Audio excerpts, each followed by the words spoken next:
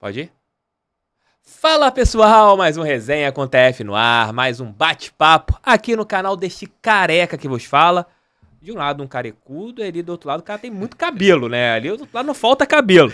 E mais uma resenha aqui pra gente colocar passar um pente fino aqui. Pente fino, cabelo não tem como, mas passar um pente fino aqui sobre vários assuntos da carreira do meu convidado. Olha, tem histórias que eu quero saber em relação ao país que ele morou. Deve ter várias histórias em relação ao Vietnã. Não é possível que ele passou um tempão lá e não tem histórias. Se você quiser e conhecer muitos vascaínos, mandem esse papo aqui, porque o papo vai ser de altíssimo nível, eu tenho certeza.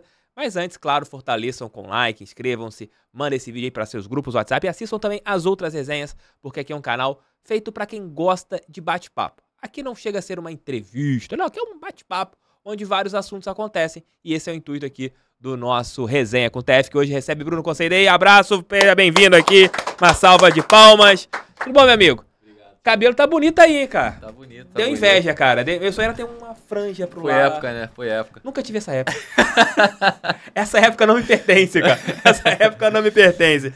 Aí, igual quando eu chego no salão pra fazer barba. Barba e cabelo, olha assim. Tá de sacanagem comigo, né? Cobrar caro pra fazer o cabelo é complexo. Pô, não, aí eu raspo em casa, né, cara? Pelo amor de Deus, não, quem é careca aí? 08, né? Não, é gilete mesmo. Mete aquela giletona tomando banho que resolve o problema. Quem faz, imagina pagar pra ir no salão careca. Não faz sentido. Loucura, mas fazer uma barbinha pra deixar... Justo. Que a mulher, senão a mulher... Senão tá precisando também. Qual Já tomei a cobrança, Qual o nome da tua esposa? Alô, Isabela. Tem que mandar aí o Brunão fazer aquele... Já me cobrou essa semana. Ela foi contigo pro Vietnã, Bruno? Foi, graças a Deus. Como que foi morar no Vietnã, cara? Cara, muito bom começar assim, né? É muito Primeiro, bom. te agradecer o convite, Pô, que é um isso, prazer cara? estar aqui, participando. Assim, quando eu tive a oportunidade de ir pra lá, eu não sabia como ia ser, né? Pelas histórias, enfim, por tudo como... Pra quem conhece de história, realmente sabe que não foi tão simples. Não é tão simples. Então, eu comecei a pesquisar muito, olhar. Eu falei, cara... Tem nada a ver com aquilo que eu imaginava, né? Aí pensar Vietcongues, guerra... Exatamente, de Rambo, né? Aquelas coisas de filme. Então, e acredito que muitas pessoas ainda pensam assim hoje. E aí, quando eu comecei a olhar assim e tal, falei, cara, pô, parece ser muito legal, parece ser maneiro pra caramba e tudo. Eu falei, eu vou. Viver uma cultura nova, uma situação nova, uma vida nova. E fui. E realmente, lá a cidade que eu morei é como se fosse São Paulo, vamos dizer assim, onde funcionava tudo. Tinha a capital, que era Hanoi, e eu tava vivendo na antiga Saigon, que agora se chama Ho Chi Minh. Uhum. E assim, eu particularmente não tenho do que reclamar da cidade. Tem de tudo. O bairro que eu morava, pô, você ia na esquina, você via Louis Vuitton, Caraca. você via Gucci, enfim, como se fosse um bairro elitizado mesmo. Então, eu, falando do país, da cidade principalmente que eu fiquei, cara, muito maravilhoso. Morou lá quanto tempo? Fiquei lá 10 meses. Pegando a pandemia ainda. Peguei um pouco da pandemia, tanto que quando eu fui, eu cheguei no dia 24 de dezembro do ano passado. Aham. Cheguei no dia 24, tive que ficar até o dia 3, isolado. Quarentena. Passei meu Natal e meu Ano Novo dentro do quarto. Mas com a tua esposa tava sozinho? Não, sozinho. Caraca. Porque minha esposa não podia ir, porque ela precisava do visto pra poder viajar. Aí você ficou lá... Fiquei lá e... Tem a televisão vietnamita, né? Eu não via televisão, só ficava vendo no iPad, enfim, streamings o tempo inteiro, porque senão não... Surtava, né? E, cara, é o fuso horário completamente diferente, então, de tarde lá, era de madrugada aqui, então, pô, eu dormia a tarde inteira. Aí acordava, tipo, 10 horas da noite, e falava, putz, lá vou eu passar a madrugada acordada. Aí Mas é bom que você conversava com o pessoal daqui, né? Teoricamente tava de dia, né? mais Nesse ou período menos. que você tava de quarentena. É, mais ou menos. Sim, mas não, É, né? sim. Porque tinha muito o que conversar também. É, só com a Conversava tua só com a minha esposa. família, É. minha esposa e tal, mas enfim. Mas foi legal, cara. Foi legal a nível de cultura, a nível de vivência, foi muito maneiro. Foi E o muito futebol, cara, lá, como que é? Nível técnico? bom. Muito baixo. Muito baixo. Muito baixo. Muitas coisas que é até complexo um pouco de falar, porque eles não fazem questão de evoluir, né? Você não vê treinador estrangeiro lá, você vê um treinador estrangeiro, e às vezes o cara quer implementar algo diferente daquilo que eles estão vivenciando, e aí o cara já é mal recebido, aí nego, pro ano seguinte, na mesma temporada, o nego já quer tirar a pessoa. Caraca. E lá, pelo que eu percebi, tem 4 times que são muito acima, são onde tem os melhores jogadores locais, né, vamos dizer assim. São jogadores da seleção e etc. Que também não são lá essas coisas, né, tecnicamente. Cara, eu não gosto de ficar falando, mas, cara, é complexo, sabe? É bem diferente, é bem diferente. E tem os outros times que vêm bem abaixo, tipo, a discrepância é muito grande, muito grande.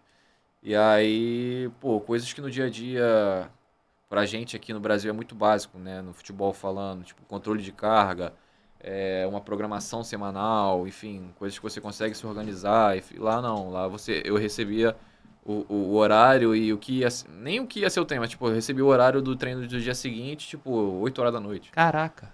Porque culturalmente, os atletas, eles gostam de sair, eles gostam de beber, eles gostam de gandaia, enfim.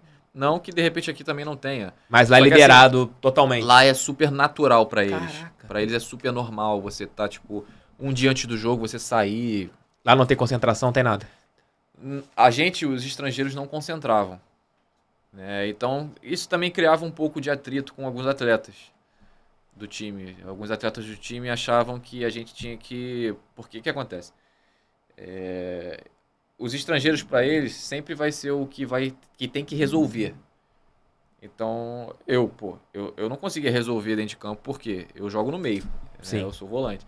Então, eles queriam que eu defendesse, que eu armasse e que eu fizesse gol. Então, tipo, eles queriam que eu fizesse praticamente tudo ali, né? Você é o cara do time total. Brasileiro... Eu sou só. Sabe qual é? Então, às vezes eu dava a bola pro cara fazer 1-2, o cara não conseguia fazer 1-2. E assim, aí você vai começando a se adaptar a algumas coisas, né? Se você for ficar focado naquilo ali, você vai endoidar de todas as formas. Né? A gente foi fazer um trabalho uma vez no treinamento, que é um trabalho simples, que aqui no Brasil a gente faz como aquecimento, ou enfim, um quadradinho. Né? Bobinho, né? Aquela roda de bobo. Não é nem aquele rodão, não. São 4 por fora, 2 por dentro. O preparador físico foi botar como trabalho principal. Caraca. Né? Um dos trabalhos principais. Aí veio um cara da comissão, que é vietnamita, né? Que falava inglês. Ele falou, pô, não passa esse trabalho, não. Eu tava perto, eu escutei, né? Aí ele falou, mas por quê? Ele, não, porque os jogadores não têm condições de fazer esse trabalho, não. Eles não têm QI pra isso. Que isso?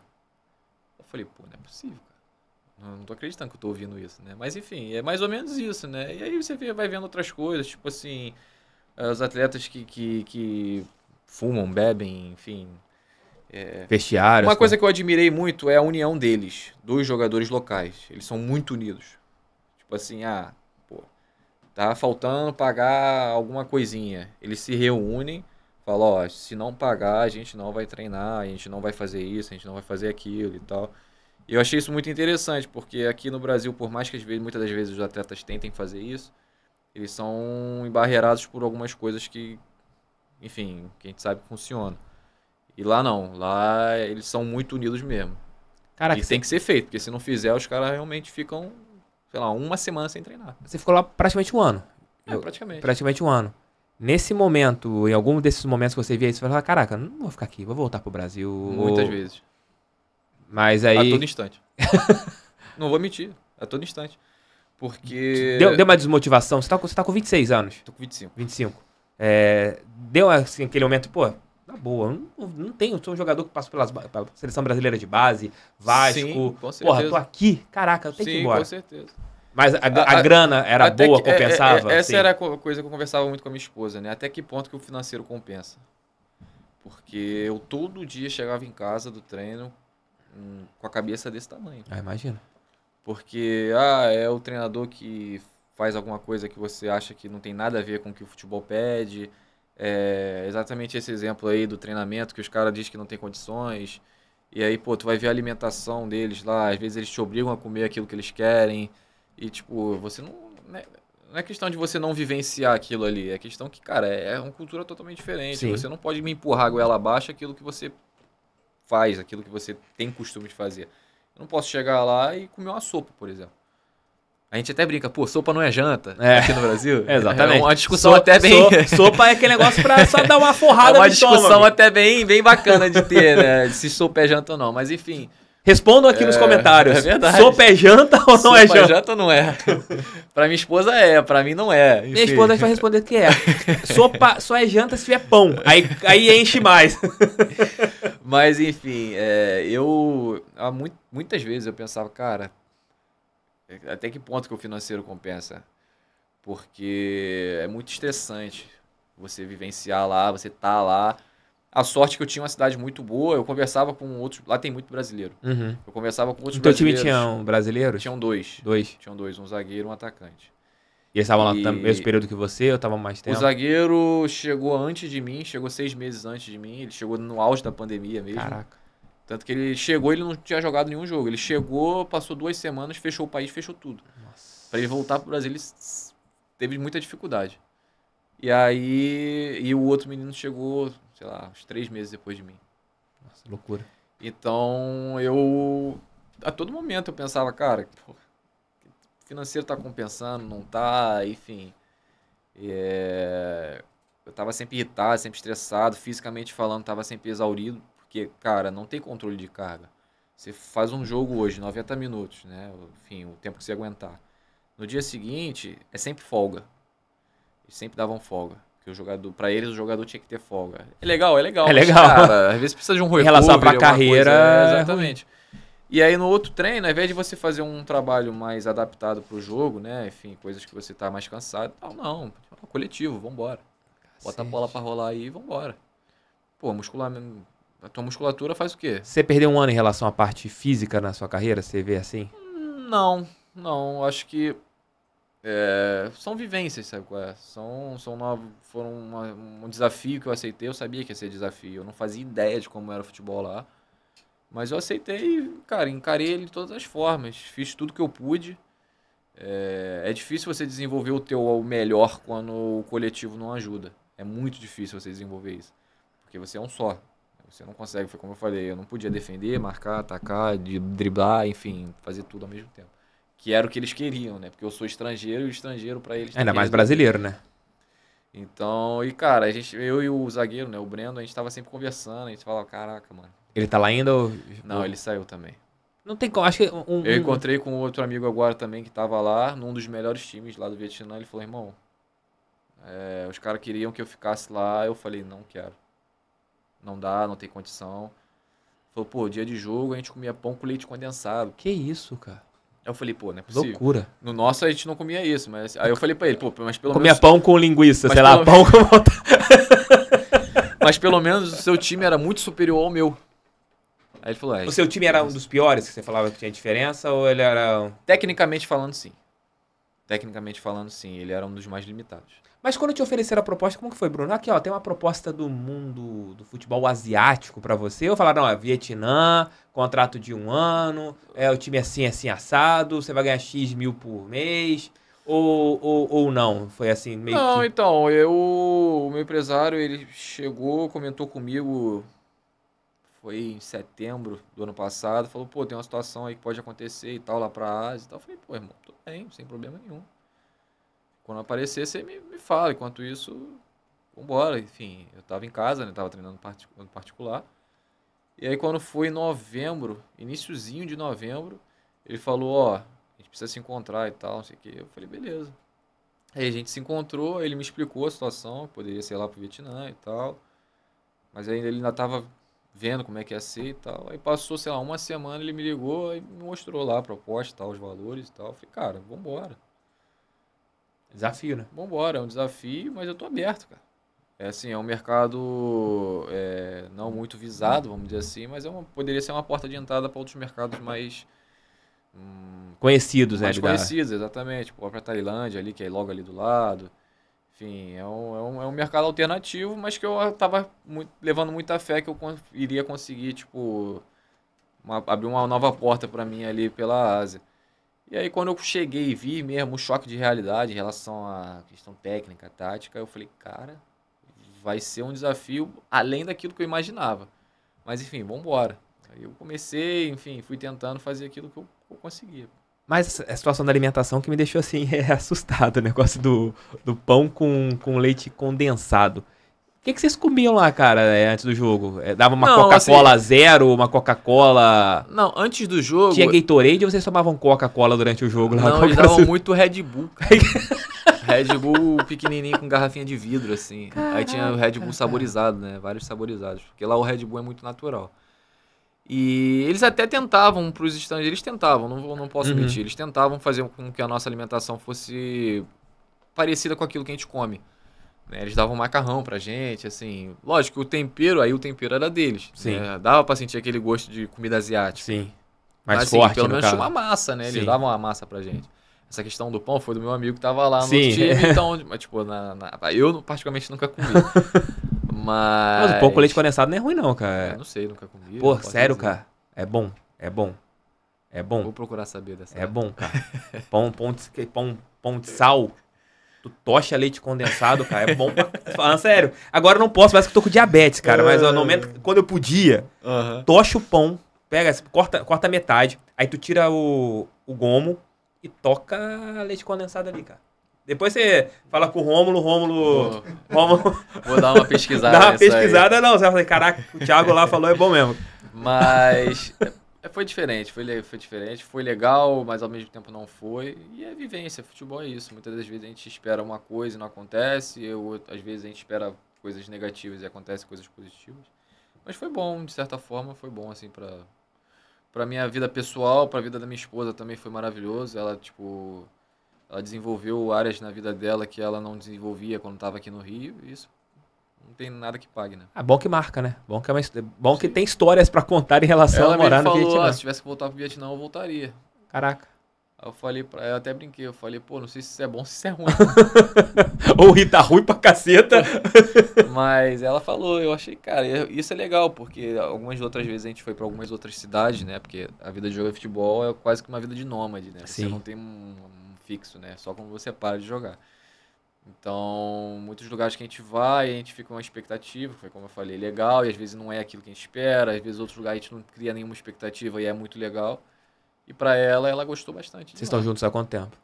Já tá junto há 5 anos. Então, desde novinho você já é uma relacionamento que te viu pegando já essa estrutura todinha de futebol, né? Sim, sim. Que A gente tá vamos dizer assim, desde a base. Desde a base, assim. sub-20 já tava ali. E eu particularmente, cara, eu sou feliz pra caramba. É uma pessoa que me ajudou em muitos momentos que eu precisei precisei dela e ela tava lá. E quando você reconhece isso, é uma parada que você eleva o teu patamar de relacionamento. Claro. Quando você vê que a pessoa tá ali pra você. É a parceira, por você, né? Exatamente. É a parceira. Quando você vê isso e você reconhece isso, você consegue, a sua relação com a pessoa, seja, enfim, você consegue ter um salto em questão de todas as formas possíveis. Não, e isso que você falou é verdade mesmo. Quando você tem alguém do seu lado que realmente te puxa pra cima, Sim. não é não é uma âncora, né? Tem Totalmente relacionamento que é diferente. âncora, né? Que Muitos. isso, pô. Muito. E quando você tem uma parceira, tem que valorizar pra caramba. E é cara. raro, né, você encontrar pessoas que têm relacionamento profundo, né, vamos dizer Sim. assim. Hoje em dia a gente vê pessoas aí, rede social e etc e tal, que tem aquelas relações muito rasas. Superficiais. Muito raso, né? Tipo, pô, peguei e etc e tal. E, cara, o que isso vai te acrescentar? Não, e você é do mundo, né? Do mundo do futebol, que tem muito isso da pegação, né, cara? Acho que tem a Maria Chuteira, tem aquela pessoa que tá perto do jogador de futebol, os amigos que aparecem. Sim. E você tá nesse meio desde quantos anos? Na real, desde os 4 anos de Desde os idade. 4 anos. Então, 21 anos que você tá jogando bola na sua vida. Que deixou de ser apenas uma brincadeira e virou Sim. realmente a sua profissão. Sim. Nessa história toda, ô Bruno, o que você viu assim que, cara, você se surpreendeu negativamente com amigos, com pessoas que você via que estavam ali do teu lado pra te explorar? Você já passou por alguma situação como essa? Que me vem à cabeça assim, não, porque eu sempre fui um cara que desde pequeno eu sempre filtrei muitas amizades que eu tinha. Uma amizade ou outra, assim, que eu deixava falhar, porque é normal a gente Sim, também claro. se iludir com algumas amizades, isso é natural. Mas eu sempre fui muito bem instruído pelos meus pais, sabe qual é? De, tipo assim, de mesmo estar jogando, tipo, procurar estar estudando, tipo, indo Isso que eu bem te na perguntar, você estudou escola. até quando? Eu terminei o ensino médio, né? Eu só não entrei na faculdade ainda, mas eu tenho esse objetivo de fazer uma faculdade. Eu estudei no Colégio do Vasco, Sim. né? Essa é a grande vantagem do Vasco em Sim. relação às Até divisões de hoje, eu acho que é um dos únicos clubes no país que tem o colégio dentro do clube. Isso ajudou muita gente, independente se tem muita gente que fala, Colégio do Vasco, não agrega em nada. Cara, eu tô aqui, eu posso afirmar. Eu estudei lá, enfim, os professores eram, pô, super igual a qualquer outro professor. É porque reprovava, dava nota vermelha. Exatamente. Tipo assim, só que a nossa vida era... Cara, imagina, você pega aí um menino de... Igual foi comigo, igual é com muitos, de 16, 17 anos, às vezes o cara tá no sub-20 já no profissional, o cara na quarta-feira tá em Belém, no sábado tá no sul, e assim sucessivamente. Aí você vai fazer o quê? Como é que você vai estudar assim? Então a escola também tem que se adaptar, e não é qualquer escola que se adapta a isso. Sim, tem que ser... Pouquíssimas escolas se adaptam, e graças a Deus, graças ao Vasco, eu tive essa oportunidade de estudar lá dentro, e isso me ajudou muito, cara. Isso me ajudou muito. E você falando da escola do Vasco, como que era ali, cara? Vocês treinavam de manhã, a escola era de manhã, a escola era à noite, como que funcionava ali? O colégio tinha 2 períodos, né? Não 2 períodos seguidos, né? Tinha o período da manhã e o período da tarde, né? Então, você normalmente tinha o seu período, mesmo que de repente o jogo fosse pela manhã, ou seja lá o que for. Então, teve uma época que eu era sub-17 ainda, só que eu já tava no 20. Só que muitas das vezes eu descia pro 17 para jogar, treinar e tal. Então, o 17 treinava de manhã, só que o 20 treinava à tarde. Então, às vezes eu ia treinar no 20 ou eu ia treinar no 17 e ficava assim. E aí foi quando meus pais foram lá na escola e falaram, olha, o Bruno tá numa situação assim. Eu gostaria a gente queria saber como que a gente faz com o Bruno, porque ele também não pode deixar de estudar, né? Ele precisa terminar. E aí foi quando eles falaram, ó, não tem problema, quando você for treinar de tarde, você vem de manhã, ou quando você for treinar de manhã, você vem à tarde. Flexibilizaram pra vocês. Eles me ajudaram nisso, assim como deve ter sido feito com vários outros atletas também. Porque se eles falassem, não, pô, a gente tem que determinar um período. Se fosse determinar um período, pra mim ia ser mais difícil ainda. Por mais que eu fizesse muitos trabalhos, enfim, pra poder me auxiliar nisso. Mas me ajudou muito, cara. E tem muitos atletas que estudam no Colégio do Vasco por isso. Pois é muito bom, né, cara? Porque você concilia, né, o futebol Sim. com a parte educacional. Eu sempre falo que o exemplo americano para mim é muito bom em relação ao esporte. Justo. Porque o cara, se não der certo como jogador de futebol, ele vai ter uma base acadêmica ou uma base universitária, ele vai estar lutando ali para conseguir uma bolsa numa faculdade. E aqui no Brasil você não tem isso. Eu acho que deveria ter. Não sei se uma obrigação do aluno ter pelo menos o 2º grau, que é o antigo ensino médio de hoje, mas eu acho que deveria ter algo para conciliar, para você ajudar o seu jogador a ele não abandonar o colégio. Eu acho que botar isso como algo obrigatório é um pouco difícil, porque são culturas também diferentes, né? É uma parada que você pega, por exemplo, a maior predominância dos atletas que jogam futebol no Brasil é por questão financeira. Sim. 90%, 95%, são de favelas, enfim, são de classe baixíssima, e aí você começa a jogar futebol visando, porque no Brasil o futebol é o auge do financeiro, né, vamos dizer assim. Sim. Lógico, quando você atinge um nível. E, por exemplo, já nos Estados Unidos, eu estava conversando essa semana com um cara que falou sobre isso, que ele trabalhou lá nos Estados Unidos, ele falou, o futebol, né, o soccer, ele não é o predominante nos Estados Unidos. O predominante é a NFL, que é o futebol americano, e a NBA. Sim. Ainda tem o beisebol. O hockey. O futebol vem como se fosse a última opção. Então, por exemplo, você pega um menino preto, né, que a gente sabe que existe muito isso sobre o racismo, etc. Ele vai olhar o quê? Ele vai olhar jogadores que ganham muito dinheiro. E aí você vai ver pouquíssimos nos Estados Unidos jogando bola. Eles vão pro quê? Vão pro basquete, vão pro NFL, que é onde vai dar realmente o dinheiro para eles. O futebol é a última opção. Tipo, tu nunca vai ver um pai lá nos Estados Unidos falar, não, você vai ser jogador de futebol. Tanto é que o futebol nos Estados Unidos você tem mais o lado latino, né? Sim. O lado latino, porque a gente já tá acostumado com o futebol. Realmente você tem esse... E aí, tipo, se tornar isso obrigatório, no Brasil é meio complicado. Só que, assim, deveria ser algo também natural, né? Os atletas. Assim, eu vou dizer assim, nós, como atletas de futebol, a gente também, muitas das vezes, a gente acha que a gente é super-homem.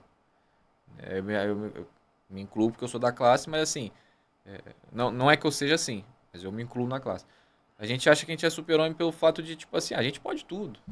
Pra que eu vou estudar? Vou ser jogador de futebol. E aí, tipo assim, aí você chega ali no 20, e as coisas não começam a andar, e aí você começa a ver que começa a funilar, e aí você fala, pô, não estudei. E agora? E aí tem muitos pais também que não auxiliam nessa questão, né? Tem muitos pais que poderiam estar auxiliando, tipo, não, filho, você precisa estudar, você tem que fazer isso, tem que fazer aquilo. Não. Empresário também. Deposita tudo no futebol. E aí você fica com uma carga só de futebol. E às vezes você chega como adulto e aí? Você só jogou bola, você não fez mais nada. Não, e Você não tá tem preparado 100% pra vida, sabe qual é? Não, e você tem o depois da carreira também, né? Porque a Exatamente. carreira dura até 35, 36. Agora alguns jogadores até chegam aos 40 anos, Sim. por causa de cuidados, etc. Mas é uma vida depois. Você tem mais 40 anos de vida. E aí, o que vai ser da tua carreira? Se você não juntou um Exatamente. dinheiro, se você não fez nada. Você vai trabalhar com o quê? Você vai fazer o quê? Eu acho que tem que ser o pensamento também pro pós-carreira, Sim. né? Pra depois que acontecer. E se você pega a carreira do jogador de futebol, 80, 85% não ganha mais do que 2, 3 mil reais. Não, acho que não são 90%. São 90%. Então, o pessoal pensa que todo jogador de futebol ganha É, 1 milhão por mês. sim. Não, E o normal é não um salário mínimo. São duas coisas que eu acho muito engraçadas, assim, das pessoas, né, em relação ao futebol. Achar que todo atleta ganha muito dinheiro, né, todo jogador de futebol ganha muito dinheiro. E pessoas que, por exemplo, chegam pra você, pô, você tá jogando aonde? Aí tu fala, sei lá, tô jogando num clube ali e tal. Um clube até relativamente legal. Aí a pessoa fala, pô, continua trabalhando, você vai conseguir melhor. Tipo, cara, pô, tô bem, tá? Tô jogando, tô ganhando meu dinheirinho, tô fazendo minhas coisas agora. Tá seguindo tua Então carreira, as pessoas, normalmente. ou as pessoas acham que você tá ganhando muito dinheiro, ou as pessoas acham que você, tipo assim, tá num clube muito ruim. Se não for um clube reconhecido nacionalmente, né? As pessoas acham que você tá num clube muito limitado. Não, e não deu certo a tua carreira. É, Pô, tipo acabou assim, tua carreira, sabe? cara. Pô, tu tá jogando no Vietnã, porra, cara. tipo isso. Você podia estar fazendo não sei o quê, você podia ter feito medicina. Exatamente. As pessoas pensam isso. Cara. Aí, pô, tu pega às vezes uns caras que ficaram há 5 anos lá fora, o cara conseguiu fazer o dinheiro dele, conseguiu fazer a estrutura, lógico, se ele tiver a cabeça, Sim. ele conseguiu fazer a vida dele, acabou. Se ele quiser parar, ele pode parar. Se o cara joga 5 anos na Arábia, mete, sei lá, 10 gols por temporada, o cara volta pra cá e pode escolher o time que ele quiser jogar só pra curtir, Sim, dependendo da situação. sim. A gente tem vários exemplos de jogadores que ficam lá 5, 6 anos, voltam, sossegam a carreira. Só pra ficar perto da família também. Exatamente. Você chegou no Vasco ali com quantos anos, Bruno? Cheguei no Vasco, eu tava com 10 anos. 9 10 para 10 anos. Mas já no campo ou no futsal? É uma história até engraçada. Na época, eu tava no Fluminense. Eu tinha um treinador do futsal do Fluminense que falou pra gente que fez uma reunião com os pais. Né? Isso eu tinha 9 anos. Fez uma reunião com os pais. Né? O nosso time do Fluminense na época era eu, o Gerson, aí tinha o Tom, que era o filho do Caetano Veloso. Tinha o Douglas, que hoje tá no PAOK. Douglas Augusto. Só gente ruim de bola, né? Cara, se eu não me engano, acho que tava o Pedro também. Enfim. E aí, essa é a geração 97. E aí tinha a geração 96, que era o Danielzinho, que tava no Bahia agora há pouco tempo. Mas quem? Nossa, eu não vou lembrar agora. E aí, muitas das vezes, a gente fazia coletivo. Né? E, pô, o nosso time... A nossa base ali, eu, o Douglas, enfim, o Gerson, a gente já jogava junto desde os nossos, sei lá, 5 anos de idade. Caraca. Desde a época do Clube da Light, lá no Grajaú. Então a gente tinha uma conexão muito grande, né? Os pais também tinham uma conexão muito grande. E aí quando a gente chegou ali, a gente passou a ser o primeiro ano de pré-mirim, se eu não me engano. E aí o treinador reuniu e falou que não ia usar nenhum primeiro ano. E aí meu pai sempre foi um cara muito falastrão, vamos dizer assim, né? E aí meu pai falou, cara, eu acho que é errado. Tem atletas de primeiro ano que tem super condições de jogar. Vide, pô, vocês veem aí, vocês fazem treino, vocês, melhor do que a gente, você consegue observar que tem atletas que conseguem jogar, mesmo sendo primeiro ano. Ele falou assim, não, não vai jogar nenhum primeiro ano, e quem achar que merece tá outras certo. coisas, pode buscar novos ares. Aí meu pai ficou chateado e tal, beleza, eu acho que meu filho tem condição de jogar, eu vou buscar coisa nova. Eu não tinha contrato, era coisa de moleque, né? E aí foi quando o Vasco e o Flamengo me procuraram. Procuraram meu pai, quando eles ficaram sabendo e tal. E aí meu pai falou, filho, olha. E naquela época era engraçado que nego oferecia, tipo, PlayStation, né? Videogame, essas coisas assim, né? E eu não tinha um videogame, né? E o pessoal falava que oferecia um videogame, não sei o que, babá. E aí eu falei, pô, eu não sabia pra onde ir. Eu realmente não sabia pra onde ir. Aí o time do Flamengo tinha o Mosquito, tinha o Leandrinho, tinha o Cafu, o Mataus. E aí no Vasco já tinha o Matheus Índio, o Chaveirinho. Pô, tinha uns caras que, pra mim, A tua faixa etária minha era faixa etária eram os caras que fenômeno eram... E eu ficava, caraca, vou jogar com esses moleques, mano. Que legal, que maneiro. Enfim, e aí eu virei e falei assim, pai, quero ir pro Flamengo. Vou pro Flamengo. Achei mais legal ir pro Flamengo. E aí eu fui pro futsal do Flamengo, aí eu cheguei lá, eu ainda tinha... Ia fazer 10 anos. Aí o diretor virou e falou assim, olha, a gente não tem futebol de campo. A gente até tem, só que o Bruno não pode participar. Aí meu pai, ué, mas por quê? A gente só tem a partir do sub-11. Seu filho tá fazendo 10 anos. Aí meu pai, pô, mas ele não pode treinar, enfim, com sub-11, mesmo sendo o primeiro ano. Aí voltou a mesma situação lá do Fluminense. Aí ele falou, porque a gente quer muito que ele vá pra lá, mas o diretor lá do campo não é o mesmo do futsal, então não tem como. Aí meu pai, tá bom. Aí o pessoal do Vasco me procurou, de novo. Ficou sabendo que eu não ia poder jogar campo e tal. E aí a gente perguntou tanto pro Flamengo quanto pro Vasco, perguntou, nós podemos jogar futsal pelo Flamengo e campo pelo Vasco? Aí eles autorizaram na época, lógico, eu era criança, né? Uhum. E só que eles falaram, só que pro próximo ano você vai ter que decidir pra onde você vai. E como o objetivo sempre era o campo, né? Sempre foi o futebol de campo. E aí eu já tava ambientado lá, né? Enfim, com o pessoal do campo. Aí eu acabei ficando no Vasco e a partir daí, desde 2007, no Vasco. Caraca, então foram 13 anos. 2017 a 2020. 13 anos de Vasco. 13 anos de Vasco. 13 anos de Vasco. E é uma história dentro do clube, né? Você deve ter passado por tudo ali, né? Escola, essa situação da chegada, seleção brasileira. Já vivenciei de tudo lá dentro do Vasco. Então a seleção brasileira acontece no Sub-17. A seleção brasileira foi uma situação que sempre foi muito discutida no futebol, porque só podia ser convocado anos pares. Sim. Isso era muito injusto com quem era no ímpar. Até hoje é assim, né? Não sei, eu acho que melhorou bastante. Eu acho que melhorou muito, mas sempre foi ano par. E eu ficava, caraca, mano, pra eu jogar na seleção do ano par, era a geração 96. Pra eu jogar na geração 96, quem lembrar aí vai, cara, era Mosquito, Matheus Índio, Robert, Foguete, na época era o Fabrício Baiano, enfim, Danilo. Só, cara, pra eu jogar aqui eu tenho que estar destruindo. Danilo que tá no Botafogo hoje, Danilo Barbosa. Isso. Então eu tenho que estar no mais alto nível, no sub-15, no sub-17 e tal, eu ficava muito chateado. Aí, quando eu tava já no 20, eles abriram para anos ímpares. Foi a primeira convocação de ano ímpar que teve. E aí eu fui. E aí... Naquele ano de entre safra, né? Que não tem sul-americano, então, não tem era a mundial. preparação pro sul-americano do ano seguinte. Uhum. E aí foi a primeira convocação que a CBF abriu para quem nasceu em ano ímpar. E eu, felizmente, fui convocado, 3 vezes seguidas. E aí depois não fui mais, mas enfim. Fiquei, eu lembro quando eu recebi a notícia saiu a lista lá, eu vi meu nome. Uma das melhores sensações que alguém possa ter no futebol é você ser convocado para uma seleção, mesmo que seja só treinamento, ou enfim, seja lá o que for. Grande Agomari, né, meu filho? Não tem. É o mais alto nível do futebol.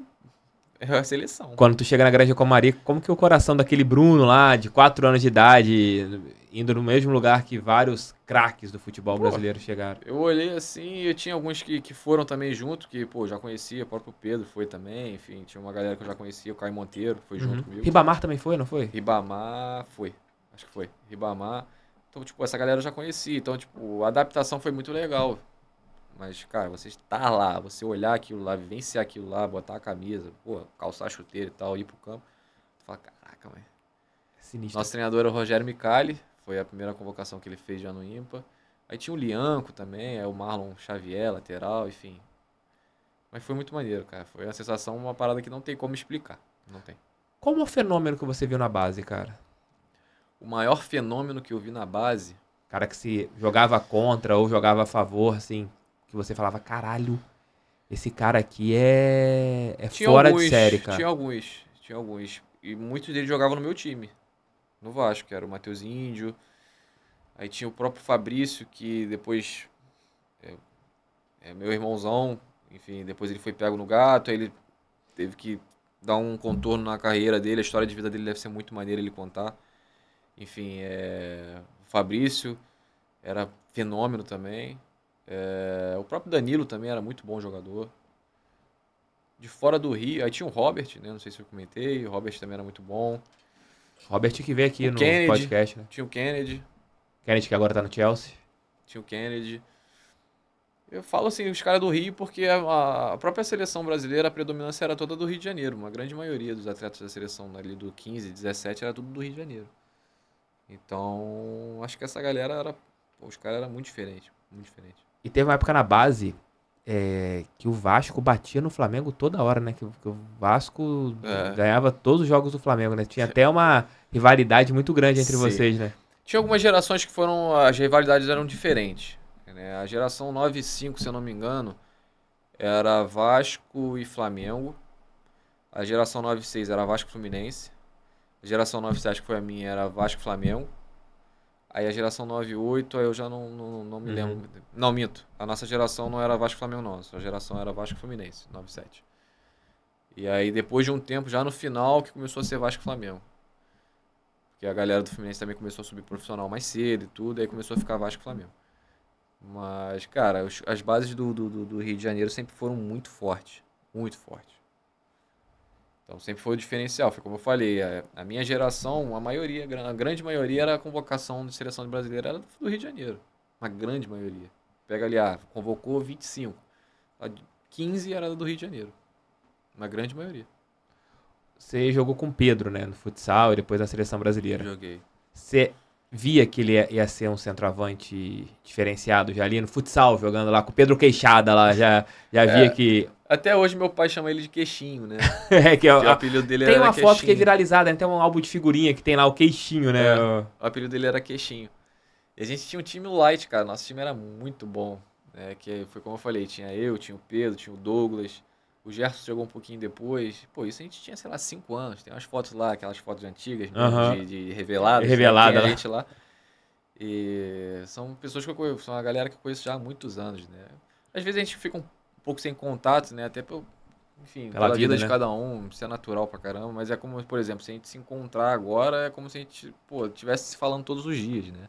Tem amizades que são assim, né? Que você fica muito tempo sem falar, mas aí quando você... Essa é a verdadeira amizade, quando você encontra, parece que você tava ontem junto, né? Essa é a verdadeira amizade, amigo. Exatamente. Que você tem realmente é aquele que você fica sem se falar, mas quando volta a conversar ou quando precisa, o cara tá sempre à tua disposição. E a história do Pedro, ele meio que deu uma volta também, né? Acho que ele jogou no Caxias, se eu não me engano, e tal. Ele meio que contornou, aí depois voltou pro Fluminense, aí foi quando ele começou a deslanchar.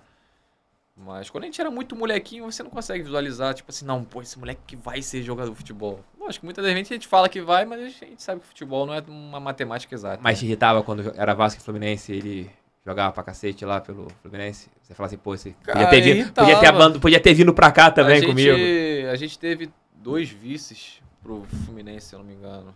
Os 2 foram lá em Xerém, que, irrita, né? E nessa época os meninos ainda eram muito imaturos, né? Fala como se eu fosse maduro pra caramba. Né? Só que assim, o nosso time ali do Vasco, a gente era muito mais tranquilo. Os moleques do Fluminense, eles eram muito acelerados. Marrentos. Então acabava jogo, eles ficavam, brincando, zoando e tal. Aí, teve uma final do Sub-17 que teve uma porradaria generalizada. Foi até engraçado, que aí ficou eu e Pedro conversando na linha de fundo. Nós dois com o braço cruzado, assim, conversando. Daqui a pouco, quando a gente virou... Cara, lá em Xerém, quem já foi, no estádio principal, meu irmão, o torcedor pulou, pai pulou, porque tinha torcida, né? Porque ia ser um jogo muito bom, né? Enfim, foi divulgado na época e tal. E aí tinha torcedor do Vasco, tanto do Fluminense, não sei o quê. Aí os moleques do Fluminense, quando ganharam, eles ficaram brincando com a torcida na frente da torcida. Coisa de moleque, assim, imaturo. E aí os torcedores, sendo torcedor muitas das vezes, né? Não gostou e pulou. Isso que pulou, aí os torcedores do Fluminense e os pais do Fluminense também, falaram, vou ver meu filho apanhar pra um cara de 30 anos? Impossível. Aí já tava com 17 anos, mas, não tem como. Não tem como. Aí começou a pular, daqui a pouco, quando a gente olhou, eu e Pedro, a gente conversando assim no cantinho, a gente olhou e falou, que isso, cara? Porradaria, campo inteiro, aquela coisa, assim, louca mesmo, e a gente conversando assim, caraca, não sei, falando sobre, nem lembro o que a gente tava falando. Aí tava vindo um moleque do Fluminense, assim, pra brigar comigo, eu falei, cara, não vou brigar contigo, mano. Eu não vou brigar pra quê? Eu nunca fui de briga, sabe? Aí o Pedro ficou rindo também. Sai daqui, Patrick. Falou o nome do moleque lá. Sai daqui, cara. Vai pra lá. Aí ficou assim. Mas, enfim, Pedro é um cara que eu conheço já há muitos anos. Desde meus 5 anos de idade. O próprio Douglas também eu conheço desde os 5 anos de idade. Eu tava viajando agora. Tava viajando com a minha esposa. Ele também tava de folga lá na Grécia. E a gente se encontrou no restaurante também. Foi muito legal a gente matar um pouquinho da saudade. É isso que fica, né? Quando que você encontra, tem essa resenha, essas lembranças são bem bacanas. Exatamente. Como que é? Você passou pelo Vasco, tudo lá, e aparece a oportunidade de jogar na equipe principal. Deve ser assim, primeiro sonho é começar a jogar ali direto, sim, depois virar titular, aí vem a seleção brasileira, aí começa a tua cabeça. Agora sim, é profissional, agora é profissional. Você tem uma história que eu quero daqui a pouco perguntar pra você em relação à sua saída do Vasco pra jogar em Portugal. Mas eu vou antecipar essa indo pro momento que você chega na equipe de cima. Como que foi pra você ali aquele momento de sub-20, você tá ali no seu último ano e aparece a oportunidade de jogar na equipe de cima do A Vasco? gente, já ultrapassando um pouco o negócio de Portugal, né? Eu voltei no iníciozinho de 2017 e aí foi quando eu consegui desenvolver, né? Enfim, comecei a jogar muito bem. Nosso time também era muito bom, pô. Nosso time tinha, pô, eu, Andrei, tinha Matheus Vital, Paulo Vitor, Paulinho, enfim, o próprio Robinho na época também estava muito bem, o Alan Cardoso, enfim, nosso time era Ricardo Graça, nosso time Sim, era pô, uma muito bom. máquina. E também isso favoreceu demais.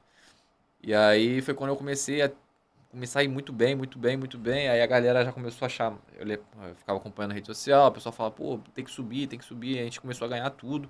Campeonato Carioca a gente atropelou todo mundo, vinha Flamengo com, pô, Jean, Luca, Clebinho, Lincoln. Os moleques também tinham um puta time e a gente atropelava os caras. Lógico, né? Atropelava no sentido, tipo, a gente conseguia Ganhava. ganhar e ganhava bem e tal. E aí foi quando eu subi. E aí, cara, tu fica aquela sensação, pô, quando é que eu vou jogar? Tu sobe esse profissional e tu fala, pô, quando é que eu vou ter a oportunidade de jogar? E como eu subi muito bem, eu falei, pô, acho que não vai demorar pro cara me botar pra jogar. Aí eu lembro até hoje, minha estreia foi um Vasco e Bahia em São Januário. Quem era o técnico? Era o Milton Mendes. Milton Mendes. Vasco e Bahia em São Januário. São Januário lotado, como sempre, né? E aí eu falei, caramba, eu fui pro jogo, eu falei, cara, será que eu vou entrar nesse jogo, velho? Cara, Perninha tremendo. São Januário lotado, o banco de reserva ainda era lá atrás do gol, né? Ali perto da social. Eurico Miranda, Acho que. já 2017 já Não, tinha. acho que ele tinha acabado de sair. Tinha saído, né? Já Então, tinha entrado no Campelo. Imagina Eurico Miranda Não, ali. as eleições ia ser ali em 2017, se eu não me engano. Ia ser ali no finalzinho de 2017. Aí, pô, São Januário lotado, pulsando daquele jeito. Aí daqui a pouco o professor Milton foi e me chamou, Bruno. Nossa senhora, o trajeto do banco de reserva até ali o quarto árbitro não é tão longe. Mas, meu irmão, a emoção é tão grande que eu já cheguei ali cansado. Coração já já boca seca. Falei, meu Tomando Deus. 3 litros d'água ali perto da Falei, meu Deus do céu, cara. Que maluquice. Aí, enfim, aí, pô, meu pai, minha irmã, minha mãe, minha avó, minha Família namorada, na toda. época era minha namorada, né, minha esposa. Tava todo mundo lá e, pô, pessoal. Meu pai sempre teve muito lá em São Januário, né? Meu pai sempre foi um. Pô, todo mundo lá em São Januário conhecia meu pai. Então a galera começou, tipo, a apontar pra ele, assim, tipo, pô, legal. E meu pai começou a chorar, enfim. E aí eu entrei em campo, a gente tava ganhando de 1-0. Aí, logo quando eu entrei e tudo, não sei o que, daqui a pouco a gente meteu 2-0. Pô, São Januário, blá, blá, blá, blá, blá. Aí daqui a pouco a gente tomou um gol, mas aí já tava no final do jogo. Aí eu falei, caraca, mas estreiei. Aquela sensação de tipo, Tirou um peso das costas, né? caramba, tudo que eu sempre trabalhei eu consegui. Agora é trabalhar pra conseguir ter mais oportunidade. Mas, cara, é uma parada que, assim como eu falei da seleção, né? Você não tem como explicar, só você vivenciando, é a mesma coisa. A galera que quando sobe profissional e tem a primeira oportunidade, cara, é algo que você vai lembrar sempre como se você tivesse vivenciado ontem. É a mesma sensação que eu senti lá, eu sinto aqui falando e revivendo. É, tipo, cara, é muito maneiro. É só quem viveu, né? Muito maneiro. Muito maneiro. Qual Ainda era o mais time? quando você pega um estádio lotado igual tava São Januário. Tipo assim, aí a experiência é maior ainda. Qual era o time do Vasco que você ali Cara, saiu no nosso time profissional? tinha, se eu não me engano, aí tinha o Paulão, tinha o Rafael Galhardo, tinha o Martin Silva, tinha o Wagner, tinha o Luiz Fabiano, Kelvin, enfim, tinha essa Nenê? galera. Nenê acho que não tava nessa Não época. tava. Não tava porque ele teve Um problema com um atrito com o Milton. o treinador. O problema do Nenê com o Milton, você tava na equipe de cima? Ou... Tava. O que Tava. aconteceu ali? O que foi que rolou ali? Cara, o Milton chegou, o professor Milton chegou, ele. Assim, todo treinador tem suas preferências, né? Os teus preferidos e seus preteridos, né? Ele achou que o Nenê não tava na fase de jogar. E aí o Nenê ficou chateado, né? Enfim. E aí nos treinamentos ele demonstrava a insatisfação dele, e aí começou a criar um atrito um com o outro, né? E aí foi quando o Nenê viu que, cara, quando você cria algum tipo de atrito com algum treinador, Por mais que o treinador esteja ali momentaneamente, né, é muito difícil você jogar. E o atleta nunca sabe se o treinador vai permanecer, se não vai, enfim.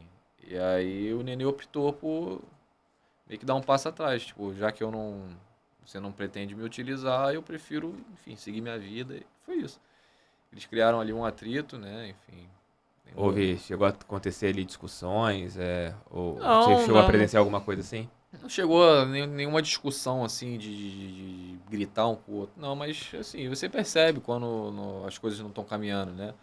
Algumas reuniãozinhas que aconteciam, né? Muitas das vezes entre eles mesmo. Deve ter tido alguma discussão, mais acalorada talvez, não sei. Mas assim, como não foi algo grupal assim, foi uma parada mais Entre os entre dois. eles, aí acabou que ele saiu.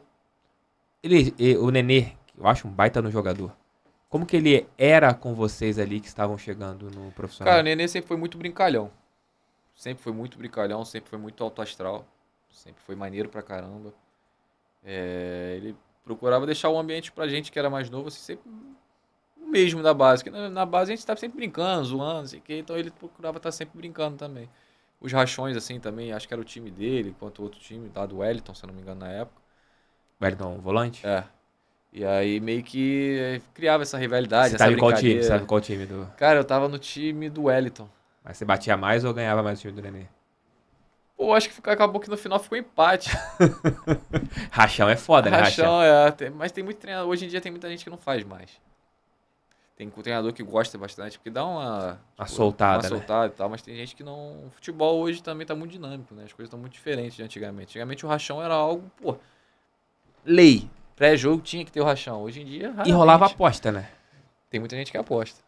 Pô, eu, moleque da base, vou postar o quê? Vou postar nada, me deixa aqui. Vou postar até a tua chuteira. Né? Pô, deixa quietinho aqui, não vou postar nada. Aí as caras mais experientes que apostavam, às vezes, um dinheirinho e tal. Os caras gostavam de apostar no pênalti também. Na época do Vasco lá, isso bem pra trás, você deve ter ouvido várias vezes essas histórias lá, os rachões de Romário e Edmundo que eram... O pessoal fala que pegava fogo. Pegava fogo ali. E... Porque eu acho que dizem que eles não se davam tão bem. Dizem, né, não, né? Dizem eu não sei, né? Eu sei que foram dois jogadores maravilhosos, né? Vamos dizer assim. Eu não tive a oportunidade de assistir tanto eles, né? É que você é mais jovem, né? Sou mais novo. Eu peguei ali o final já, tanto de um quanto de outro. Mas são dois caras que todo mundo sempre falou que... Era briga engarrafada. Você já viu alguma... Se você quiser falar quem, onde... É melhor você falar quem, onde, como que aconteceu. Mas você pegou alguma treta pesada em vestiário, assim, cara? Alguma briga sinistra de jogadores que vocês tiveram ali que separar, alguma coisa? Acho que felizmente não. Já presenciei discussões, mas que isso também é natural do futebol, né? Não tem como fugir disso. Às vezes até de treinador com atleta, ou principalmente de atleta com atleta. Isso aí acontece direto. E se não acontecer também, tá tudo errado, né? Porque muitas das vezes você acha uma coisa, eu acho outra, e na hora do jogo não encaixa nenhum dos dois, aí dá algum problema. Bom, aí quando tu vai pro vestiário... Aí vai...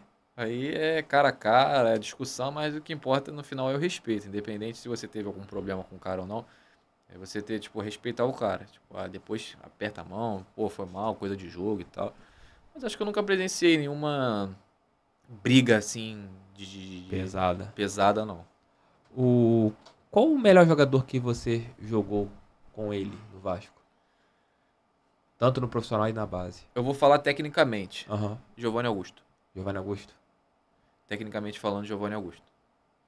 Era um que cara te chamava atenção nele, assim? Cara, o QI dele, a gente percebe nos treinamentos, tipo, trabalhos técnicos, trabalhos curtos, reduzido e tal, ele era muito, muito na frente. Às vezes até para acompanhar o QI dele era complexo. Ele achava um espaço que, cara, tu fala, meu Deus do céu, de onde ele tirou esse passe?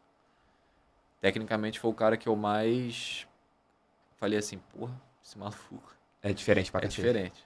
Mas ele ajudava vocês também? Ensinava alguma coisa? Não, você chegava nele e falava, Giovanni, como que você faz isso aí, cara? Porra. Não, até porque como eu era moleque, assim, o Giovanni também sempre foi muito na dele, sempre foi muito quietão. Pelo menos na minha época eu achava ele muito quietão, tipo, ele brincava assim, mas assim, o jeito dele ser mesmo, ele mais era introspectivo, né? Mas assim, tecnicamente falando, era um cara que era diferenciado. Ainda é diferenciado. Eu ainda acho ele muito diferenciado.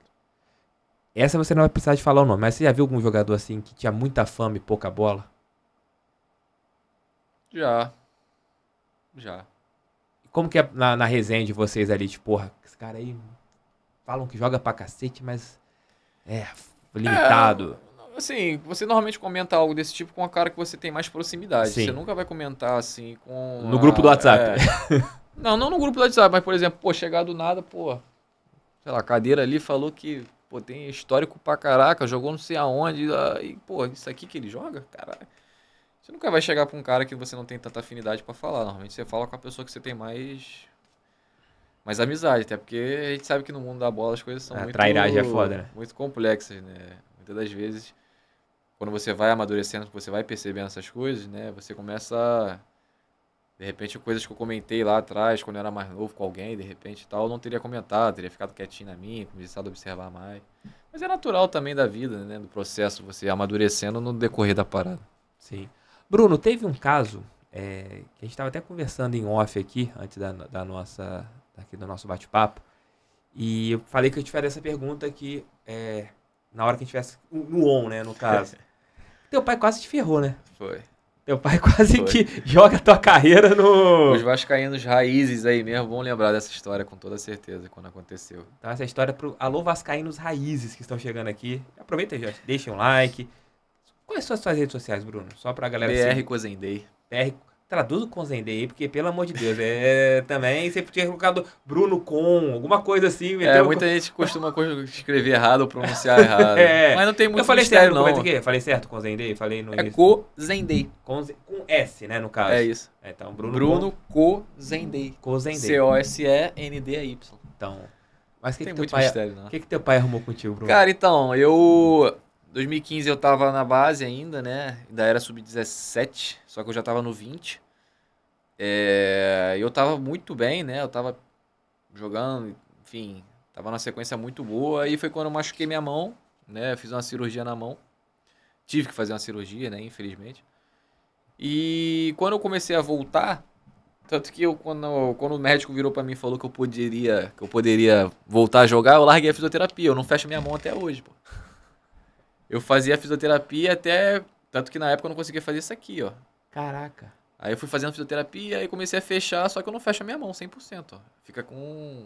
Aí larga o dedo... Aí o doutor falou assim, ó, você já tá liberado pra jogar. Aí eu falei, quê? Fisioterapia? Nunca mais, filho. Na mão ainda? Não sou goleiro? Nem passava na... Fisioterapia era lá, eu passava pra cá, ó. Eu não sou goleiro? Não uso mão, pô? Hoje eu me arrependo, eu deveria ter continuado, óbvio. Se eu quiser fazer algum outro trabalho aqui, eu teria que tirar a minha plaquinha que eu tenho aqui, refazer a cirurgia e fazer... Pô, eu não vou fazer isso agora. Quem sabe, futuramente, mas acho que... Enfim, não uso minha mão pra jogar bola. Sim. E aí, eu fiz a cirurgia, voltei, comecei a retornar e tal, e... Eu não tava sendo muito utilizado quando eu comecei a voltar. E aí muita gente começou a perguntar o porquê que eu não estava sendo muito utilizado. Às vezes eu comecei a ser utilizado e vira e mexe eu saía do time e tal. E aí meu pai, né, sendo meu pai, como qualquer outro pai, começou a ficar chateado, enfim, estressado e tal. E aí na época muitas pessoas perguntavam pra ele o que estava acontecendo, o porquê daquilo e tal. E ele disse, cara... tá acontecendo algumas situações lá no clube e tal. Uma opinião de pai, né, cara? Que muitas das vezes não é correta, né? Mas é pai, não tem como você julgar. Pai vai sempre defender a gente. Cara, pai de atleta é algo que, cara, você tem que saber lidar. Meu pai era um desses caras que as pessoas deveriam saber lidar. Então... E aí, uma vez um cara foi perguntar pra ele o que estava acontecendo, um amigo dele, e na época meu pai não sabia utilizar o WhatsApp.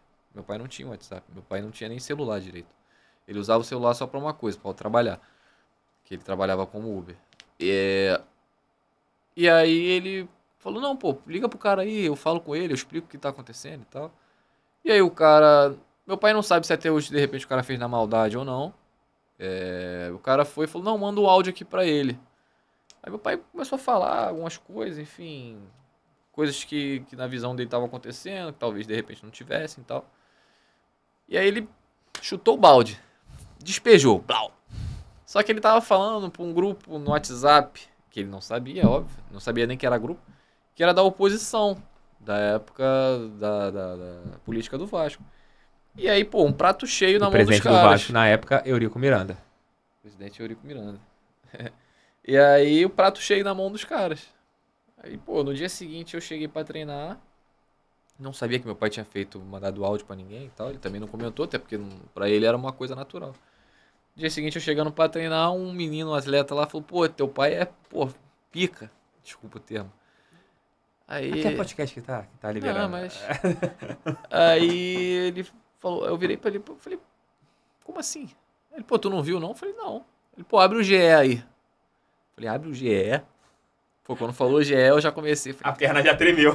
Aí abri lá, pai de Bruno Cozendei, revela esquema, que não sei o que. Eu falei, meu Deus do céu. Entrei no vestiário, o roupeiro falou, ó, o Nilson Gonçalves tá te aguardando lá em cima. Que Deus o tenha, Nilson Gonçalves. Tá te aguardando lá em cima. Aí eu já sabia, falei, pô, deu ruim. Deu muito ruim. Aí eu cheguei na sala, ele falando, e pô, eu moleque, né, tinha, sei lá, 18 anos. Eu moleque, falei, caralho. Comecei a ficar nervoso, né, enfim. Ele falou, a partir de hoje você vai treinar separado do grupo. Eu falei, pô, separado do grupo? Sub-20, nunca tinha visto isso na minha vida, né. Normalmente você libera o atleta, né, base você não tem por que ficar treinando Exatamente. separado. Independente se você tem contrato ou não, você... Deixa o cara seguir a vida. Só que eles não queriam me liberar, óbvio. Enfim, eu tinha um histórico dentro do clube, né. Aí ele falou, a partir de hoje você vai treinar separado e tal, isso, aquilo, até segunda ordem, vai ter que treinar horários alternativos e tudo. Eu falei, cara, ô Nilson, cara, eu nunca fiz nada de errado aqui, ninguém tem um ai pra falar de mim. Todos os funcionários aqui, eu trato o faxineiro, enfim, a Glória, enfim, o Paulinho, que é o cara da chuteira, todos eles da mesma forma como eu trato vocês, enfim. Não interessa, você vai treinar separado e tal. Eu falei, beleza. Aí cheguei em casa chorando demais, chorando. Aí contei pro meu pai. Meu pai tava lavando a varanda, lembro até hoje. Tava jogando água assim, aí eu parei o carro em frente à garagem, abri o vidro, chorando. Ele, o que foi, meu filho? Bateu com o carro, aconteceu, se machucou. Eu falei, não, pai. Eu expliquei pra ele o que tinha acontecido, né? Aí nem ele sabia. Até então. Aí ele começou a chorar igual criança, né? É que ele se sentiu culpado, né? Se sentiu culpado. Começou a chorar muito. Ele ficou durante, sei lá, quase uma semana chorando todo dia. Pedia desculpa de todas as formas. Eu falei, pai, vou fazer o quê? Aconteceu. Vou treinar separado. Fazer o quê? E aí, na época eu trabalhava com o Deco era meu empresário, ex-jogador de futebol. E aí o Deco falou, cara, você precisa sair daí. Porque se você ficar aí, as coisas vão ficar muito ruins. Vou procurar alguma coisa pra você e tal. E por eu ter a dupla nacionalidade, ele me levou pra Portugal. Aí foi quando eu fiquei lá 1 ano. Lá em Portugal. E aí depois, por eu voltar pro Vasco, eu tava um pouco satisfeito, né? A minha relação com o meu empresário. Eu tava um pouco satisfeito lá no clube também, que não tava tendo tanta oportunidade. E como eu ainda tinha contrato com o Vasco, eu queria voltar. Eu quis voltar. E aí, só que assim, quem ia ter que fazer a negociação toda ia ser meu pai. E como é que meu pai ia ser recebido em São Januário depois? Meu pai é uma pessoa amada ali dentro. E aí, a gente meio que traçou um planejamento, assim, né? Vamos dizer. Ele falou, ó, eu vou ter o mês de setembro inteiro pra eles me receberem, pra falarem comigo. Então, meu pai ia todo dia em São Januário, praticamente, ficava de 1 às 5 da tarde, pra receberem ele. E às vezes falava, pô, hoje não deu pra receber. Aí chegava no dia seguinte, mesma coisa, hoje não deu. Muita reunião, muito isso, muito aquilo. Mês de setembro inteiro para isso. O mês de outubro inteiro para poder preparar a papelada. O mês de novembro inteiro para poder ele receber a papelada. Caramba. E aí em dezembro ele iria para lá para poder passar o Natal comigo e ele ia levar a documentação com ele. E dito e feito. Setembro inteiro para receberem ele. Outubro inteiro para entregarem o documento, para fazerem o documento. Novembro inteiro para entregarem o documento. E aí ele viajou para Portugal para passar o Natal comigo já com o documento. E aí, mas assim, para ele foi um pouco humilhante. Pouco não, foi muito humilhante. Ele ter que todo dia ir lá em São Januário, os caras tratarem ele com o maior desprezo, esculachar ele na cara dele. Enfim, mas é aquilo, cara. Ele fez porque ele é meu pai. Assim como eu faria pelo meu filho também. Independente se eu tivesse causado algum erro, eu faria também pelo meu filho. Ele foi pai. Sim, em todos os momentos. Todos os momentos. No primeiro momento em quando que ele te aconteceu, defendeu e no final quando ele foi resolver... Sim. o que ele fez. Foi Sim, e aí totalmente foi pai. quando minha carreira, depois que eu voltei, que eu comecei a Aí aparecer, volta tipo, pra aquela efetivamente no situação. Vasco. Foi quando eu falei aqui há pouco tempo atrás. E teu relacionamento com o Eurico, como que era? Cara, o Euricão, ele sempre tratou todo mundo. Pô, gostei, Euricão, parceiro aí, tamo junto. Ele sempre tratou todo mundo igual, cara. Assim, muita gente costuma dizer que ele é o meu malvado favorito, né? Ele é um cara que ele sempre foi muito duro, né? Sempre com o charuto dele. Depois que eu subi profissional foi quando eu tive mais contato ainda com ele, né? Naturalmente. Porque Sim. na base ficava muito Álvaro, que é o filho dele. Um abraço pro Álvaro até. Assim, eu particularmente não tenho muito o que dizer dele não, cara. Ele... Álvaro, o Euriquinho, né? Não, o Álvaro é o grandão. Ah, tá, o tá, Euriquinho isso. era o... É o Euriquinho. É o o menor. mais baixinho. Um abraço pro Euriquinho também. Então, sempre eu não tenho nada do que reclamar do Eurico não, cara. Eu sempre vi ele tratar todo mundo com o maior respeito, com o maior carinho. Às vezes ele parava pra conversar com os funcionários que estavam varrendo, enfim. Te deu alguma dura já, o Eurico? Ou sempre foi tranquilo? Não, com você? porque eu já me ligava, né? Por exemplo, usar brinco. Pô, usar o brinco dentro de São Januário pra ele era a morte. Se ele te visse usando o brinco, pode tirar o brinco. Caraca. Tipo, você tá lá em dentro do São Januário, tipo, sei lá, tá indo pra escola, tá... Enfim, não tá com uniforme nada, tá só andando mesmo. Se ele te ver, ele sabe que você é atleta do clube. Pode tirar o brinco. Então, tipo assim, quando eu já via de longe, eu já tirava, ficava quietinho. Aí ele vinha, comentava, falava assim, Eurico, tudo bem e tal. Ele te deu algum conselho que você seguiu? Não, nunca deu um conselho assim pra mim, não. Eu nunca tive esse... Mas a molecada deveria ter um cagaço com ele, né? Ah, todo mundo tinha maior respeito por ele, né? É cagaço. Cagaço Galera mesmo. tinha cagaço dele. Cagaço. Até os profissionais que tinham cagaço dele. Tinha, cara, teve uma vez que a gente fez uma reunião, porque eu tava com o salário atrasado e tal, e ele tinha dito que ia pagar, eu já tava no profissional isso. E aí ele ficou sabendo que a gente tava chateado, que os atletas estavam chateados por causa do salário atrasado. Aí ele falou, ó, reunião. Aí beleza, aí foi todo mundo passar a linha lá na reunião, aí ele chegou com o charutão dele. Aí na época, pô, tinha o Nenê, tinha o Luiz Fabiano, pô, tinha o Martin Silva, pô, os caras Paulão também. Pô, tem uns caras que é Grande. grande. Né? E aí tinha o Anderson Martins, tinha voltado, Sim. tinha acabado de voltar pra gente, o Vasco. Aí ele virou, falou assim, fica mó silêncio na sala. Quando ele chega, ninguém fala nada. Mó silêncio, aí ele, ó. Aí ele ficava mó tempão assim, tentando acender o charuto dele. Aí, pô, às vezes dava vontade de rir. Tá? Ele ficava mó tempão. E geral calado. Ele, ó. Aí acendia. Ninguém me bota contra a parede. Se vier tentar me botar contra a parede, vocês vão se fuder. Não vem com essa porra aqui, não. E aí ficou falando pra caraca, não sei o que. Aí a galera mais experiente começou a tentar argumentar, né? Tipo, Martin Silva, Anderson Martins e tal. Nenê e tal. E ele, aquele jeito durão dele mesmo. Pode, não vai mudar em nada. Eu falei que vou pagar e eu vou pagar. Não sei o que, aquele jeito dele, né? Que todo mundo conhece. Mas, pô, toda vez que tinha reunião com ele assim, a gente já sabia que tinha resenha.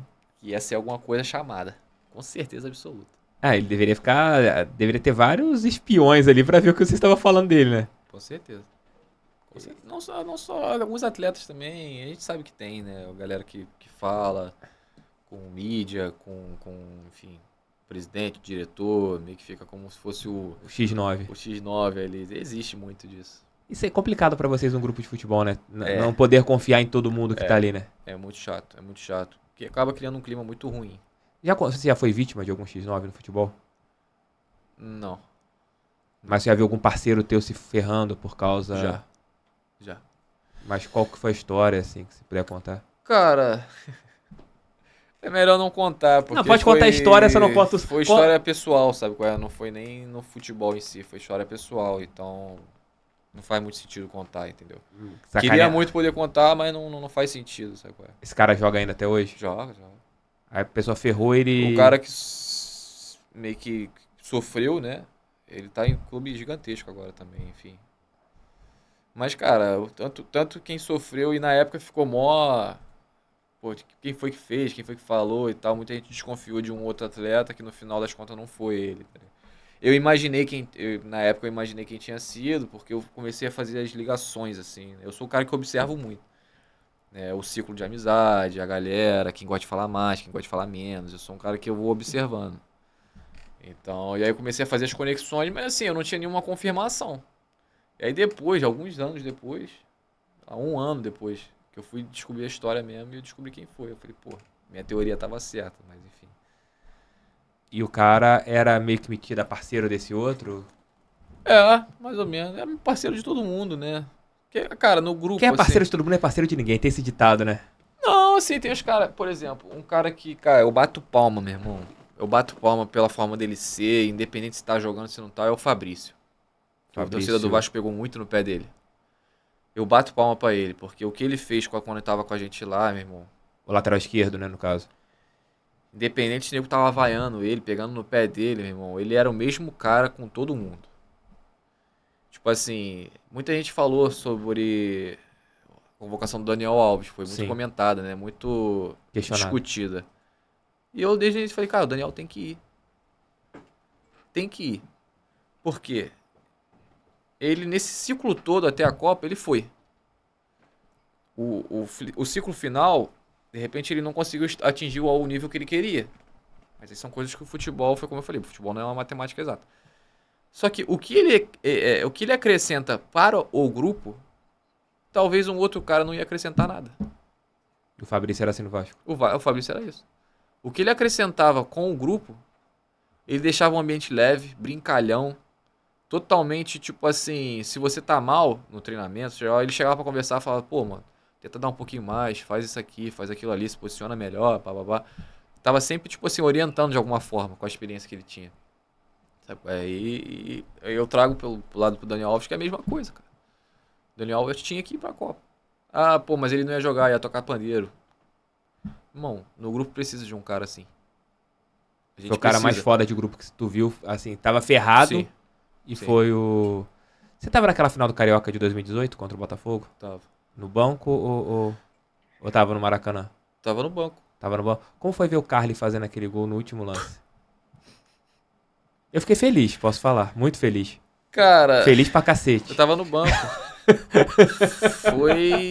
Foi irritante pra caralho. Não foi, Bruno. Não foi. Eu fiquei muito feliz, cara. Porque foi, cara... A gente tava ali com o jogo ganho, já todo mundo felizão no banco. Pô, a gente já tava, caralho, acaba o jogo. Daqui a pouco, bola cruzada, pá, o Carly Erra o chute. deu aquele chutinho meio raspa-bosta assim, aí ficou o Henrique, ele tava aberto na linha da trave, que era onde ele tinha que estar. A bola passou exatamente no meio, entre o Henrique e o Martin Silva. Se o Carly acerta o chute, ele perde o gol. Ele perde. Ele Eu foi penso dar um até- chapadão assim, só que ele pegou meio lascado assim, aí a bola saiu. E o Henrique meio que virou por causa da... Ele achou que fosse uma porrada, né? O Henrique meio que fez assim, aí a bola... Entra devagarzinho. O Vasco entrou, você tava ali, você participou de toda aquela situação do pré-pênalti, né? A gente viu agora Brasil e Croácia, Sim. e a gente viu como que o Brasil ficou, acho que sentiu muito aquele gol e eu acho que entrou Sim. um pouco mal na decisão dos pênaltis. Você acha que o Vasco ali já entrou um pouco meio que derrotado por causa do gol que foi no final?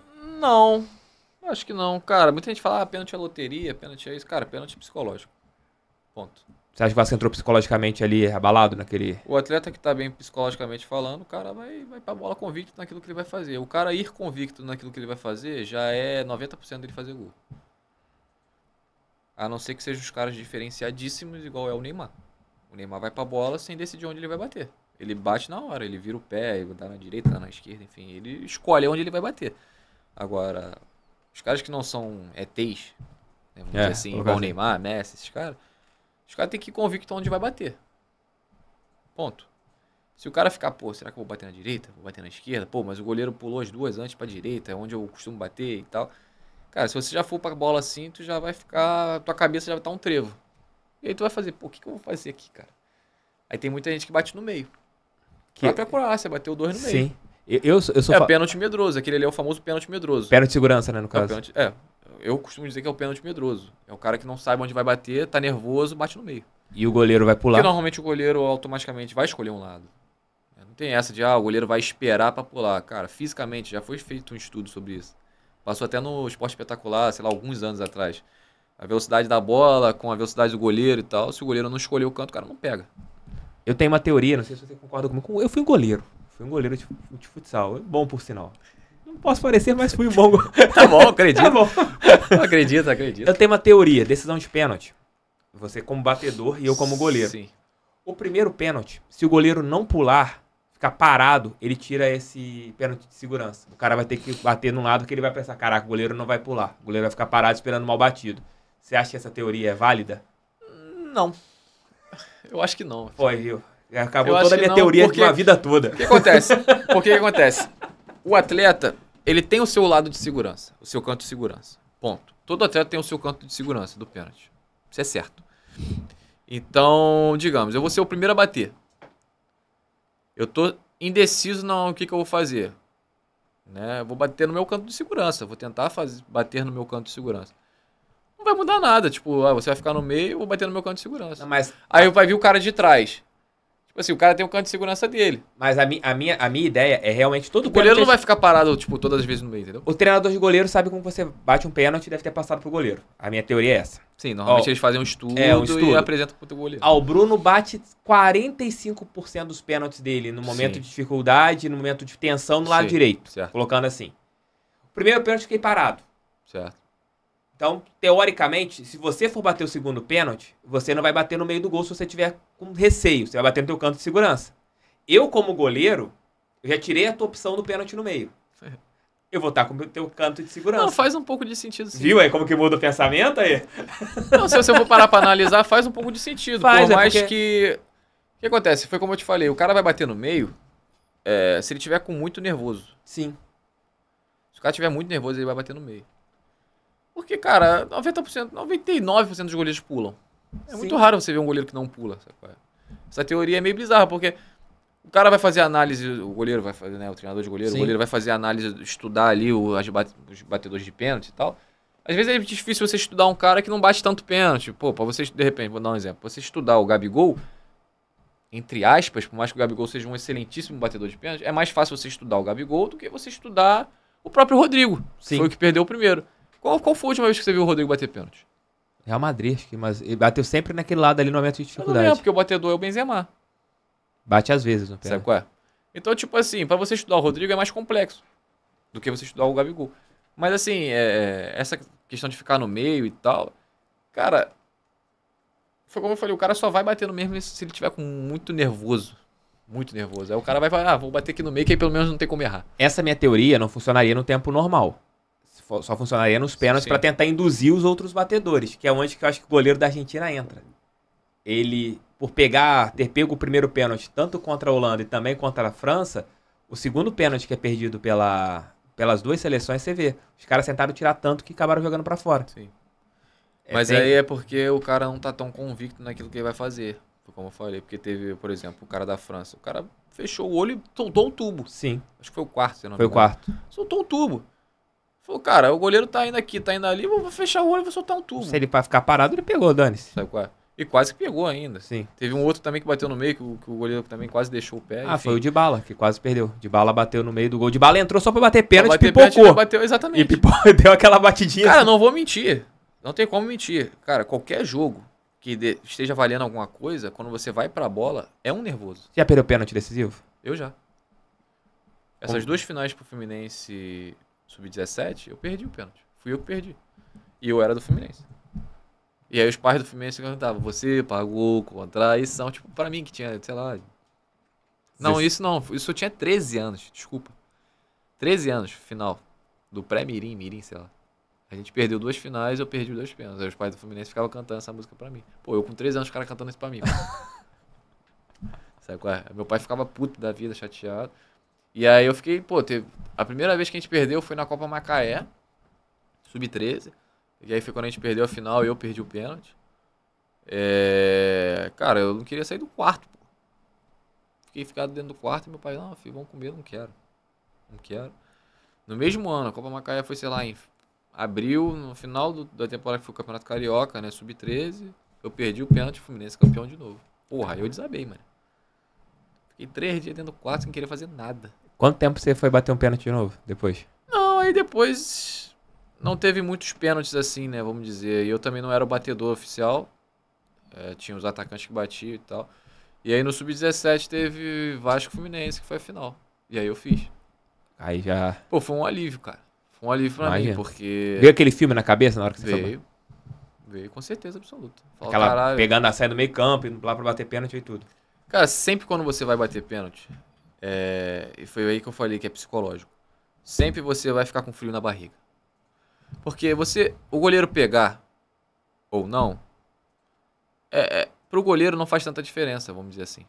Agora, pro atleta perder, é um peso muito grande. O goleiro tomou o gol, pô, na próxima ele pega. Ele vai ter outras chances de tentar pegar. Agora, o cara perdeu, o cara fica marcado ali, ele fica meio que manchado, tipo, perdeu o pênalti. Então, psicologicamente falando, é muito tem que estar bem, né, vamos dizer assim. E é aí que eu falo, quando o Neymar, o Gabigol... Cara, pra mim, eu fiquei felizão quando o Pedro bateu o pênalti da forma como ele bateu. Bateu Que não bem, mudou a tipo, batida, deslocando e tal, tranquilão, foi devagar pra bola, deslocou o goleiro, bateu bem demais. Porque eu fiquei nervoso por ele na hora. Eu falei, caraca, mano. O Pedro, que nem é tão batedor assim no Flamengo, porque tem o Gabigol, né? O Pedro vai bater um pênalti pela seleção brasileira pra classificar. Imagina a cabeça dele como é que não tá. E, pô, ele foi lá frio, tranquilo, e bateu bem demais.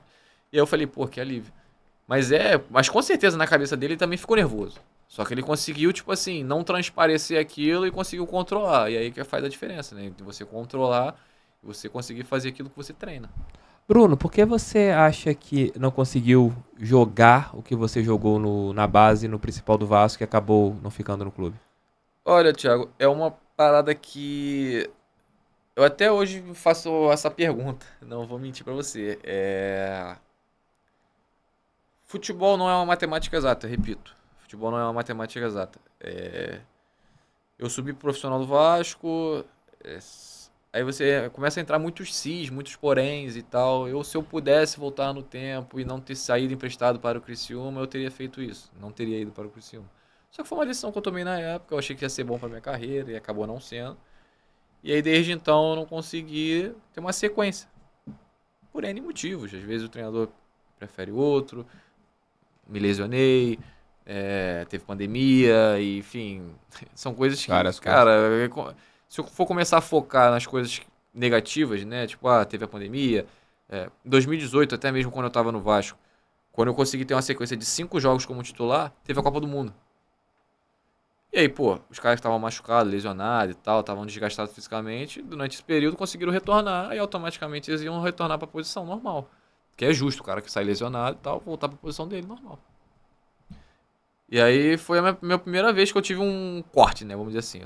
Fiz 5 jogos, aí pum, tive que sair. Mas mesmo assim ainda consegui entrar em alguns jogos. Aí 2019 foi quando eu fui pro Criciúma.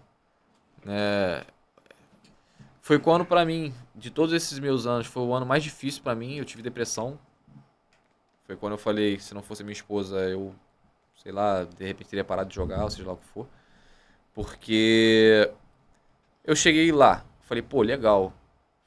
Eu tenho um nome, sou conhecido, joguei, pô, tinha feito 16, 17 jogos pelo Vasco, profissional. Falei, cara, legal. Cheguei no Criciúma, falei, cara, pô, agora as coisas vão... Série B ainda? Pô, as coisas vão voar. Cheguei, joguei um jogo, 2 jogos, assim, e tal. Aí o treinador caiu, que era o Doriva. E aí entrou... Se eu não me engano, foi o... Gilson Kleina. Aí o Gilson Kleina levou alguns atletas, que era de confiança dele, né? E o que todo treinador tem. E aí eu passei a não jogar tanto, né? Enfim.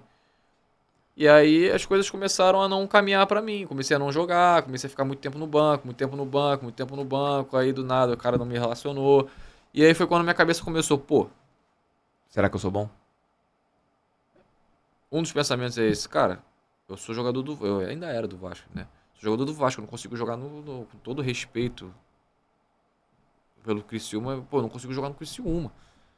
Não tô conseguindo, o que tá acontecendo, irmão? Eu sou tão ruim assim, né? E aí foi quando eu comecei a, pô, me afundar, mano. Ficava nesse pensamento, chegava pra treinar já desanimado. Chegava lá, tal, aí não era relacionado, aí piorava mais ainda e tal. E aí eu costumo dizer, cara, o ano de 2019, a única coisa maravilhosa que teve mesmo na minha vida foi meu casamento. Que eu casei, a minha festa de casamento foi em dezembro. Foi o final ali. Já tava... Porque o ano inteiro em si, pra mim, foi horrível. Horrível. Foi quando eu tive depressão, emagreci, fiquei mal pra caramba e tal. E foi aí que a minha esposa meio que me apoiou ali, me suportou e tal. E aí, em 2020, eu fui pro CRB. Marcelo Cabo me fez o convite pra ir pro CRB. Fui pro CRB. E aí, consegui ter um início de ano legal. Eu joguei alguns jogos e tal. E aí, pô, eu fui eleito o melhor da partida lá da Copa do Nordeste contra Confiança. Pô, ganhei o troféu felizão. Na mesma semana, pandemia. Vai ter que parar tudo, vai ter que fechar tudo e tal. E aí eu falei, caramba, de novo. Aí já começa a remeter algumas coisas, tipo 2018, quando eu comecei a ter sequência. Copa do Mundo. Copa do Mundo. Ano passado eu não consegui desenvolver. Esse ano, quando eu comecei, pandemia. E são coisas que eu não consigo controlar. Só que na época eu não conseguia ter esse tipo de pensamento. Né? Ainda era imaturo, vamos dizer assim. E a gente vai ganhando maturidade com essas pancadas que a vida vai dando na gente. E aí quando a gente voltou a treinar, a gente foi voltar a treinar em junho. Acho que era isso, junho, julho. Isso era março, pra tu ver. Sim. Todos os clubes ficaram um monte de tempão sem treinar. Aí o pessoal falou que os emprestados... Aí todo mundo começou a usar o argumento que faltava dinheiro, né? Todos os clubes começaram a usar esse argumento. E aí o CRB também utilizou esse argumento. Aí eu tive que voltar pro Vasco. Né? E aí o Vasco falou que não ia me utilizar. Falei, tudo bem. Empresta de novo. Vou fazer o quê?